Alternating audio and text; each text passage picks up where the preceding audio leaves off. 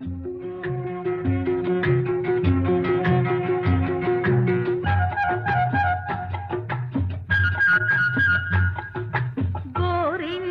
పూచింది కొమ్మ లేకుండా మురిపాల అరచేత మొగ్గ తొడిగింది.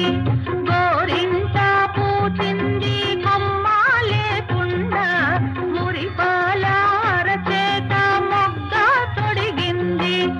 ఎంతక్క బండిన ఎర్రని చుక్క చిట్టి పేరంటాలికి శ్రీరామ రక్ష.